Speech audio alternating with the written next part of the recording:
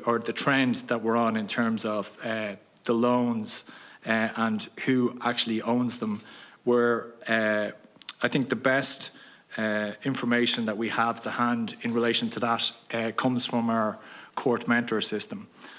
So I'll just bear with me while I explain that, because not a lot of people understand the intricacies of this.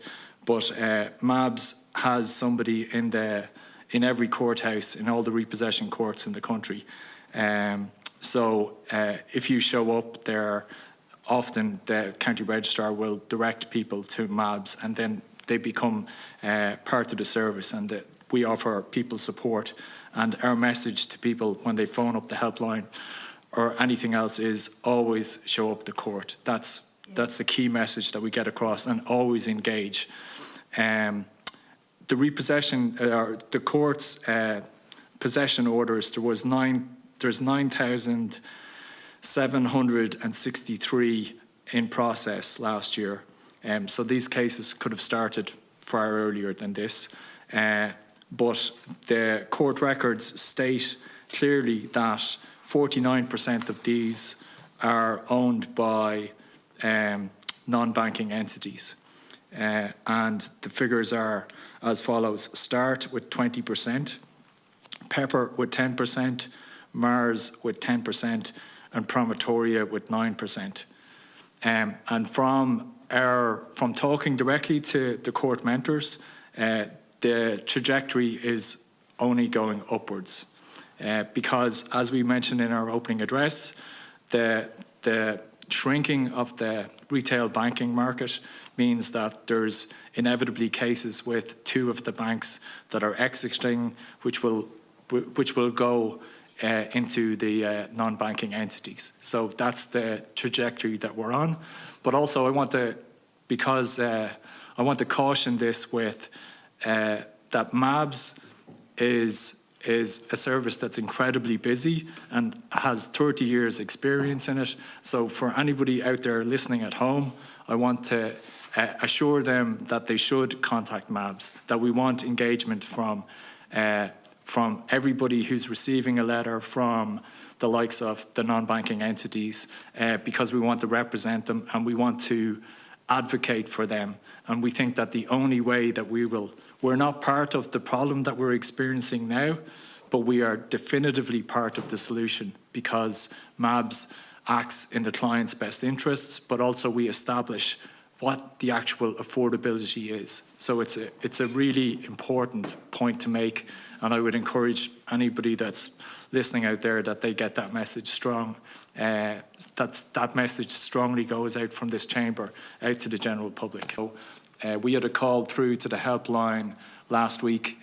I think it was last week, it could have been this week, in which somebody's loan was sold from one of the banks that's exiting the market to a non-banking entity, and the client, who was a Mabs client, received that letter and was told to apply for mortgage to rent. And they had 21 days, I think it was 21 days, to respond to the letter. So there's two things that are appalling to me in this instance. Firstly, that was a Mabs client. Mm-hmm. So they were going directly to the client and putting pressure on the client to make that decision. And just the way that it was worded was that, like, there was no options. And in our address, we talk about having meaningful engagement with all the creditors and the non-banking entities. And we have enjoyed that in the past with the banks, and but we also, it's true to say that we've also managed to have the same kind of relationship with some of the non-banking entities. So it's a bit more nuanced. That we can't paint all these people in the one category. So we've managed to get some arrangements in place with non-banking entities as well. But what we're actually looking for is meaningful engagement, and that's something that's lacking with certain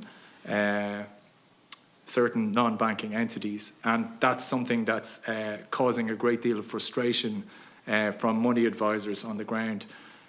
So that's what I'm here to talk about today. And we're also concerned about the rising interest rates, because we feel that that's going to pull more people into default effectively, and then they're going to be pushed along into the process of the arrears, the mortgage arrears protocol. So this is concerning to us. So that's effectively where it's at. But we are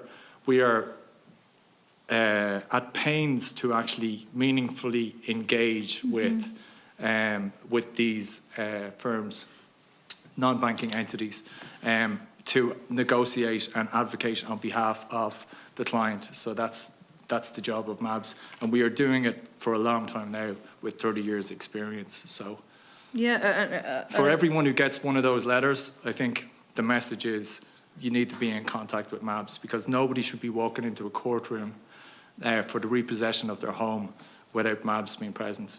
So I think you need to, support the advocacy.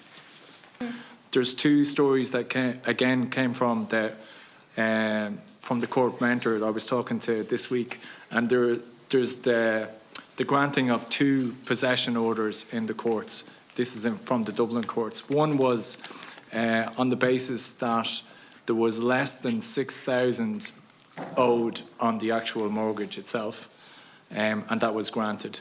And there was another one where there was less than 11,000 owed and the mortgage was being paid, and that was also granted. So there are 2 possession orders, and the key component of both of these was that the person wasn't present in the court. So I would echo what Paul says, is that people, if they get a summons or to go to the court, they need to show up to the court. They will be met there by somebody from Mabs. They will become part of the system and the process, and we can bring them into the wealth of experience that Mabs is, and we can work with them in terms of our holistic approach to actually looking at the debt, budgeting, what's affordable and everything else.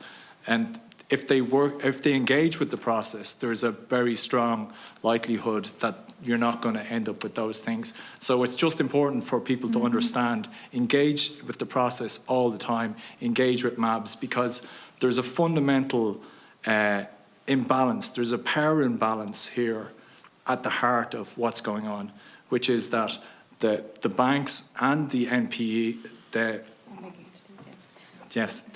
banks and the non-banks have an army of lawyers, and they have an army at their disposal, and it's aimed at one singular individual.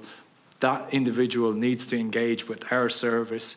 They then become part of the data that we can provide to the committee, so we can make informed decisions, and we can tell you exactly what the level of engagement is when we then go on and try and negotiate or have bilateral meetings with the non-banking entities. So as much as possible, people need to engage with the service, and we can then come back to the Oireachtas and we can present what we are having as a problem, and then it's up to you to legislate.